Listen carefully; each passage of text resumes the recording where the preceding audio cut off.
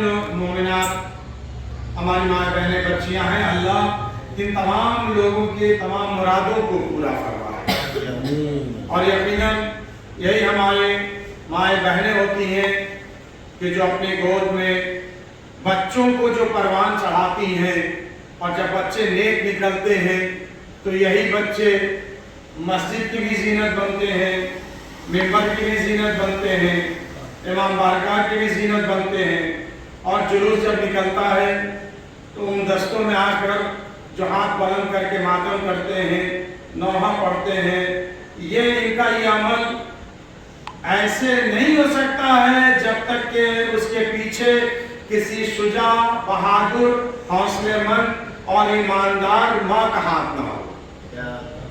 ہم دعا گو ہیں ایسی ماؤں کے لیے جو اپنی ذمہ داری کو محسوس کرتے ہوئے اس ذمہ داری کو انجام دیتی ہیں اور یہ جانتی ہیں کہ کل ہمیں شہزادی فاطمہ کے سامنے حاضر ہونا ہے، تو ان کے آگے ہمیں شرمندہ نہ ہونا پڑے، بلکہ شہزادی خوش ہو کے ہمیں گلے لگائے کہ یہ ہے میری کنیزیں، انہیں جنت میں داخل کر دو۔ ایک صلوات پڑھیں محمد وآلہ محمد۔ حضرت آج جس عظیم ذات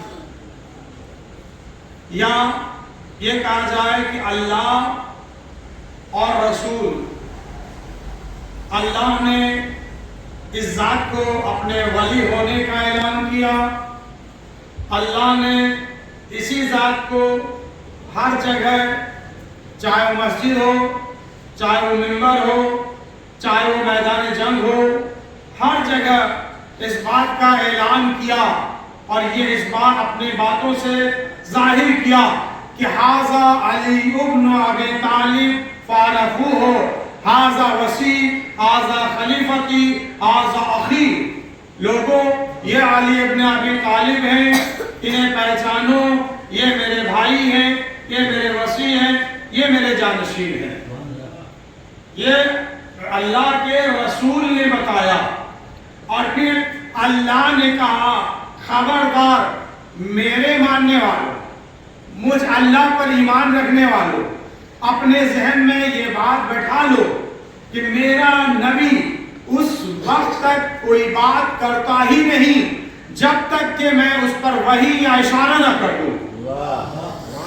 تو اب کوئی یہ نہ سمجھے کہ پیغمبر نے جو کہا کہ ھذا وصی وھذا خلیفتی وھذا اخی، یا یہ ہے کہ جب اپنے تمام تر توانائیوں کے ساتھ یا تمام تر تبلیغ کو انجام دینے کے بعد ایک مرتبہ یعنی رسالت کو جوش میں آ کر، فصل میں آ کر اور اپنے تمام احکام اسلامات کو پہنچانے کے باوجود جو سمجھ رہی تھی کہ اگر میں نے آخری وہ کام نہ کیا تو میری رسالت کا کام ادھورا رہ جائے گا، لہٰذا اگر اس نے میدان غدیر میں اگر یہ اعلان کیا کہ من کنت مولا ہو فھذا علی مولا، جس کا میں مولا ہوں اس کے یہ علی مولا ہے، تو یہ رسول نہیں کہہ رہے ہیں بلکہ اللہ ہے جو کہلا رہا ہے میرے حبیب یہ پیغام پہنچا دو۔ تو اب جو نبی یہ کام کر رہے ہیں تو سمجھ لیجئے کہ اللہ کہلا رہا ہے کہ من کنت مولا فھذا علی مولا۔ صلوات اللہم صلی علی محمد وآلہ محمد۔ اچھا، یہ عجیب بات ہے، ایک بات جب آ گئی ہے تو آپ کی خدمت میں عرض کریں، لوگوں نے یہ کہا تھا کہ علی کو مولا وہ مانے جو علی کو چاہتا ہے، یہ بات حدیث آ گئی ہے، تو اس میں کچھ لوگوں نے یعنی قلم کاری کی ہے کہ علی کو مولا وہ مانے جو علی کو چاہتا ہو، جبکہ کلام رسالت میں یہ بات ہے ہی نہیں۔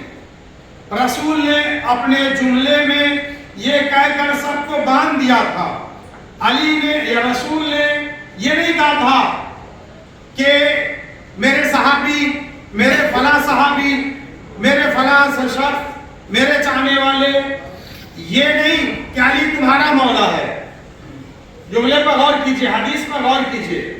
رسول نے کہا تھا من کنتو مولا ہو فہذا علی مولا. اب جملے پر ترجمے پر غور کیجئے گا. رسول کہہ رہے ہیں میں جس کا مولا اس کا یہ علی مولا, میں جس کا مولا اس کا یہ علی مولا. رسول نے وہاں کسی صحابی کی طرف اشارہ نہیں کیا تھا, کسی اور خاص آدمی کی طرف یہ نہیں کہا تھا کہ علی تمہارا مولا, علی تمہارا مولا, بلکہ رسول نے باندھ کے رکھ دیا تھا. اور یہ امتحان بھی تھا. رسول دیکھنا چاہتے تھے یا اللہ یہ لوگوں کے چہرے کو لوگوں کے سامنے عیاں کرنا چاہتا تھا کہ کون کون ہے جو میرے حبیب کو اپنا مولا مانتا ہے, میرے رسول کو چاہتا ہے. یا رسول اللہ محمد رسول اللہ دل سے کون کہتا ہے؟ جو محمد رسول اللہ دل سے کہے گا وہی اپنے دل سے علی ولی اللہ بھی کہے گا. صلوات بر محمد لہذا رسول نے کہا میں جس کا مولا اس کا ہی علی مولا. اچھا بعد میں کچھ لوگوں نے اسی مولا کے معنی میں, مولا کے معنی میں وہ معنی بدلنا چاہا. آپ لوگ جانتے ہیں نا مولا کے کتنے حرف ہیں؟ بچے تھوڑا سا ہوشیار رہا کریں. جب میں مجلس پڑھتا ہوں تو اپنے بچوں کو ہوشیار کرتا ہوں. مولا میں ایک آسان سا سوال ہے, کوئی بھاری لفظ تو نہیں ہے. مولا میں کتنے حرف ہیں؟ جو بچے اردو جانتے ہیں وہ اچھی طرح سے بتائیں گے, اور جو نہیں جانتے ہیں تو اب یہاں پر ہماری گردن جھک جائے گی, یا اللہ ہم کیسے مسلمان ہیں, یا ہم کیسے مسلمان کے بچے ہیں کہ اردو ہمیں نہیں آتی ہے.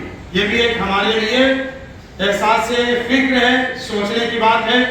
اور ہمارے لیے اگر اردو آتی ہے تو افتخار کا مقام ہے, اردو نہیں آتی ہے شرم کا مقام ہے. تو مولا میں جو حرف ہیں وہ 4 حرف ہیں, میم, واو, لام. اب الف لے لیجئے یا بڑی یہ کے ساتھ اس پر کھڑا زبر لگا لیجئے, یہ ہے مولا. تو اس مولا کو لوگوں نے لکھا اور لکھنے کے بعد یہ کہا کہ مولا کے معنی, اب سنیے گا غور سے سنیے, مولا کے معنی ساتھ چلنے والا ایک, مولا کے معنی دوست, مولا کے معنی ساتھی. بعض لوگوں نے تو یہ کہہ دیا کہ مولا کے معنی یعنی اللہ اور رسول کے نام پر مانگنے والا, اللہ اور رسول کے نام پر مانگنے والا. تو بھیا اللہ اور رسول کے نام پر مانگنے والے تو بہت سارے مل جائیں گے. جو بھی اللہ یعنی دین کا کام کرے گا وہ کہے گا بھائی مسجد کے لیے یہ کام ہے, امام بارگاہ کے لیے یہ کام ہے. تو کیا معاذ اللہ رسول یہ کہنا چاہتے تھے کہ علی ان معنوں میں مولا ہے, یا یہ ہے کہ جو ساتھ چلنے والے ہیں تو علی کے ساتھ تو اور بھی لوگ رسول کے ساتھ چلتے تھے؟ اگر اس معنی میں مولا لے لیا جائے تو بہت سارے لوگ ساتھ چلتے تھے.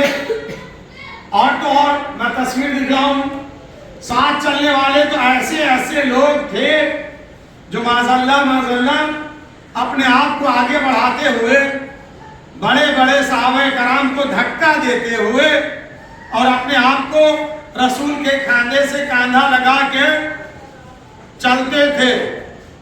اور سمجھے آپ کا غور کریں, تاریخ ہے یہ. اور یہ ثابت کرنا چاہتے تھے کہ ہم رسول کو زیادہ چاہتے ہیں, ہم رسول کے ساتھی ہیں. حالانکہ ایک احترام ہم بتا دیں کہ اللہ کو پسند ہی نہیں ہے کہ جو میرے رسول کے شانہ بشانہ ہو کے چلے, اللہ اکبر, شانہ بشانہ ہو کر چلے, بلکہ جس کو بھی رسول کے ساتھ چلنا ہے تو یہ اہل بیت سے سیکھے.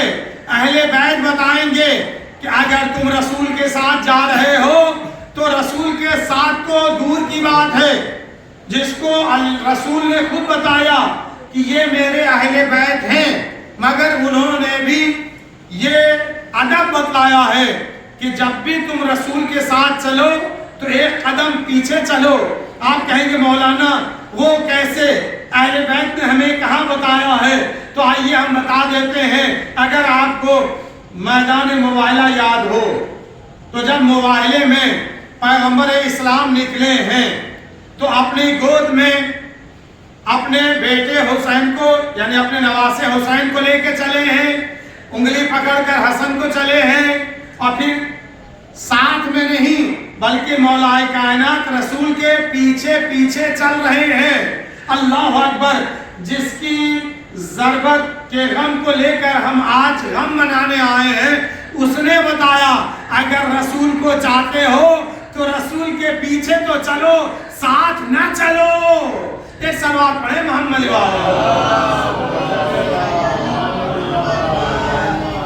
یہ رسول کے ساتھ خبردار کوئی نہ چلے۔